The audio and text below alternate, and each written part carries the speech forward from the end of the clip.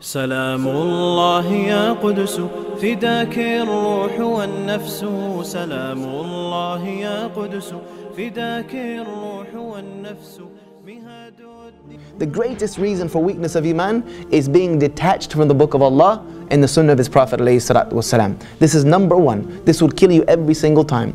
If you are detached from the book of Allah, meaning you don't read it, you don't ponder upon its meanings, you don't memorize it, you don't try to implement it in your life, then you cannot be wondering why your Iman is weak. Because you have no attachment to Allah. The Prophet ﷺ said, I leave behind me two things. If you hold to them, you will never go astray. The first of them is the book of Allah, which is like a rope. One end of it with Allah Azza wa Jal and the other end of it in your hands. If you let go of that rope, then you lose your connection with Allah Azza wa Jal. You have to continue to keep that connection with the book of Allah. The only way we know Allah is by that which He has revealed to us about Himself. And where else are you going to find that which Allah has revealed to us about Himself other than in His Word? Other than in His Word. This is the words of Allah Azza wa Jal. This is as close as you're going to get to being near to Allah in this life, is through your connection to Allah through His book. Because even in our salah, people say, yeah, our salah is our connection with Allah. Is there any salah that is valid without the book of Allah in it? Is there any salah that is valid without the book of Allah being in it? So you can't tell me that salah is the only connection you have with Allah, because if you don't have the book, then you don't have the salah.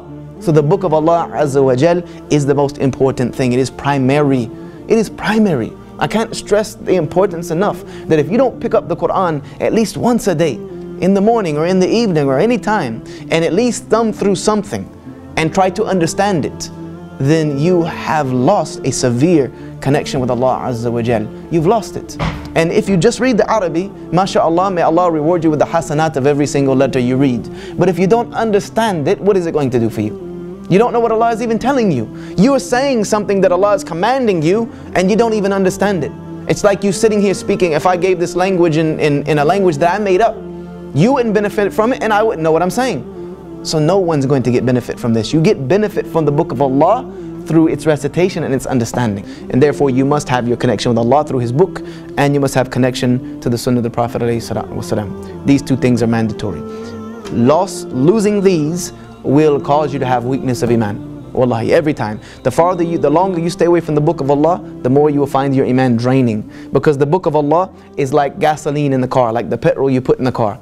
If you don't put any petrol in the car, what's going to happen? It's eventually going to be stuck in the middle of the road. You're not going to be able to go anywhere else. The same without putting the heart filled with the remembrance of Allah Azza wa Jal through His Word, you will find a heart that becomes empty of any energy whatsoever to please Allah. What it will have energy for is to disobey Allah Azza wa Jal, because shaitan will be the one filling it up at that point with all the doubts and the masiyah and things of this nature. Also, one of the things that causes weakness of Iman is staying away from an Iman nourishing environment for too long. Staying away from an environment that will nourish your Iman for too long will cause you to fall into sin. Because sin was one of the things that weakened the Iman. Like for instance, if you're sitting in the house of Allah Azza wa Jal, how many times do you think about sinning? Very little. If you're sitting in the house of Allah Azza wa Jal, and the Quran is being recited, the dhikrs, the circles of remembering Allah Azza wa Jal, I'm not talking about the dhikr, you know what I mean, proper remembrance of Allah Azza wa Jal is going on, then your mind is not thinking about disobeying Allah. You're almost in Jannah, almost in some instances. But the moment you go home and you start kicking it on Facebook and you're on Xbox Live or PS3 network, and you're shooting people all day long and kicking footy around and things of this nature, what happens? You start thinking about disobeying Allah. Shaitan comes to you and you start getting into that mode and that environment. And the longer you stay away from the environment that nourishes Iman, the weaker you will become. The weaker you will become. Number 3, keeping away from righteous companions causes weakness of Iman. Keeping away from people who remind you of Allah Azza wa Jal. As the Prophet ﷺ said, be careful of who you take as your companion, because every man has the deen of his companion. Every man has the deen of his companion. But if you tell me the person you spend the most time with is someone who does not remember Allah Azza wa Jal, does not remember Allah the way you should remember Allah, then guess what? Your Iman is going to suffer because of that, whether it's now or later on down the road. Because one thing I do know, in this life, either you're giving da'wah or you're getting da'wah. So we need to try to, insha'Allah ta'ala, keep righteous companionship. Righteous companionship.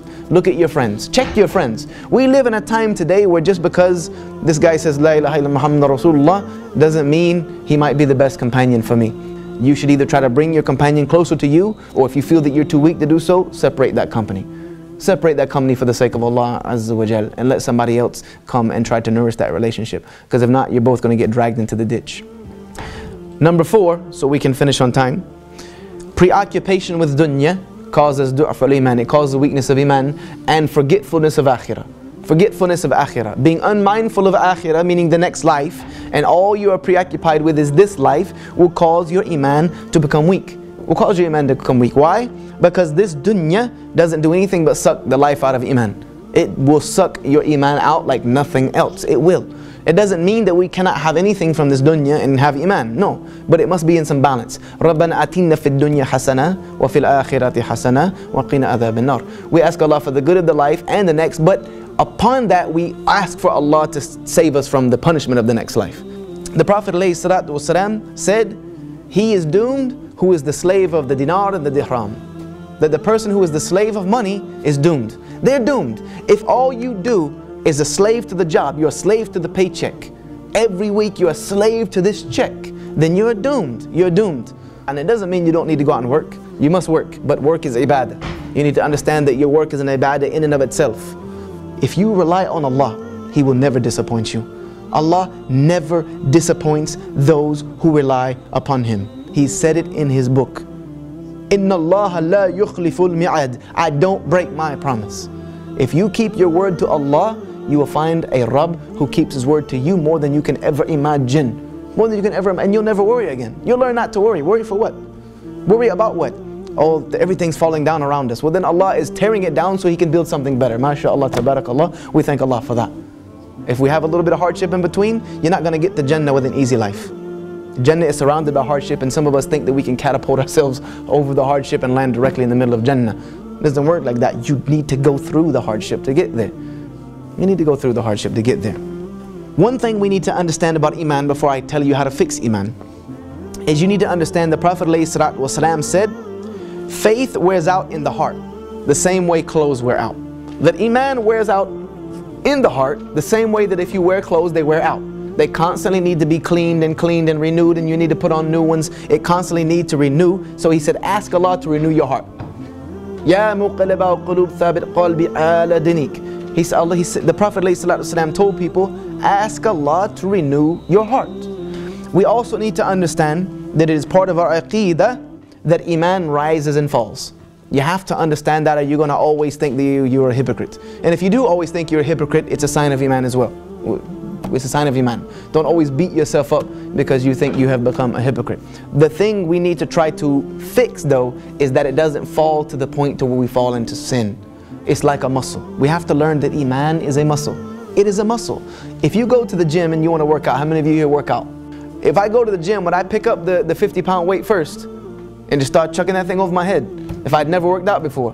No, man, I'm going to rip every muscle in my body. No, you start with the little weights, correct? And then when those get easier, now you go to the other one, because what happens is you build something called muscle memory so that the muscles remember these movements and they get stronger. But if you stop working on those muscles, what happens? They go straight back downhill. Iman is a muscle that must be worked on.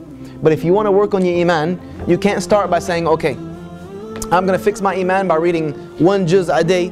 I'm going to pray 20 rak'ah of qiyamul layl. You know, I'm going to read 50 ahadith, this, that, and the third. Because why? You're not going to be able to keep up that regimen. I'm going to fast every other day, the fast of Dawood. You're going to put it all in at once. You're going to go from being a marginal Muslim to a super Muslim in one day. It doesn't work like that. You're going to jump off the building thinking you're Superman. You're going to splat right on the ground. You need to work at it slowly.